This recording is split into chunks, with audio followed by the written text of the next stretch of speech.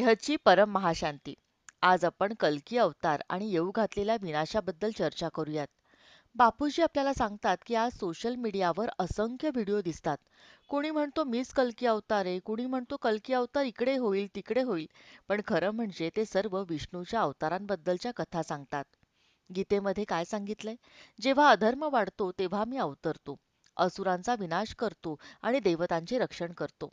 इतिहास साक्षी आहे. रामावतार झाला, परशुराम अवतार झाला, कृष्णावतार झाला. प्रत्येक वेळी अधर्म वाढला तेव्हा विष्णू अवतरले. आणि म्हणूनच लोक म्हणतात आता कल्की अवतार येणार. पण खरं तर पृथ्वीवर जे घडणार आहे ते केवळ एका अवताराने थांबणारे नाही. आज अणुबॉम्बच्या सावलीमध्ये संपूर्ण मानवजात उभी आहे. एकदा हा विनाश झाला तर नकारात्मक ऊर्जा आणि प्रचंड उष्णता इतकी भयंकर असेल की ना स्थूल शरीर टिकेल ना सूक्ष्म शरीर.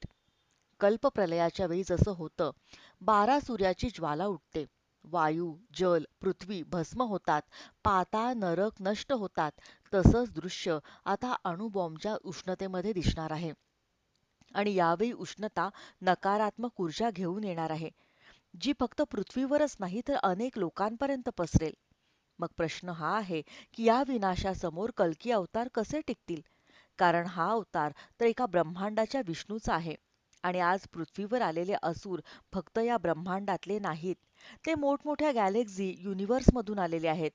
त्यांच्याकडे उच्च कलांची शक्ती आहे आणि आपलं ब्रह्मांड हे फक्त एक कलेचं आहे. म्हणूनच महाकाल प्रलयाच्या वेळी ना मानव टिकणार, ना देवता, ना कोणताही धर्म, ना कोणताही पंथ. सर्व स्थूल आणि सूक्ष्म शरीरे जळून जातील. फक्त आत्मा उरेल, निराकारी स्वरूपात. आता प्रश्न हा आहे की हे निराकारी आत्मे कुठे टिकतील? ज्यांच्याकडे ज्ञान असेल, परमधामाचं स्मरण असेल, अत्यंत उच्च शक्ती असेल ते आत्मे सुरक्षित राहतील. पण कमजोर आत्मे? त्यांना उच्च कला आत्मे आपल्या गुरुत्वाकर्षणाने शोषून घेतील, जसे मोठा मासा छोट्या माशाला खातो. म्हणून प्रश्न फक्त कल्की अवताराचा नाही. प्रश्न आहे आत्मा म्हणून आपण स्वतःला कसं वाचवायचं? ब्रह्मांडाचा विष्णू नाही, महाब्रह्मांडाचा विष्णू नाही, तर बेहदचा परमपिताच आपल्याला वाचवू शकतो. ज्या आत्म्याने स्वतःला आत्मस्वरूपात ओळखले, परमधामाशी जोडून बेहदच्या शक्ती स्वतःमध्ये उतरवल्या, तोच आत्मा सुरक्षित राहील. बाकी कमजोर आत्मे भस्म होतील आणि पॉवरफुल आत्म्यांनी शोषून घेतले जातील. म्हणूनच आजची खरी गरज आहे आत्मज्ञान, आत्मस्वरूप अनुभव आणि बेहदच्या परमपित्याशी जोडून परमशांतीची शक्ती उतरवणं.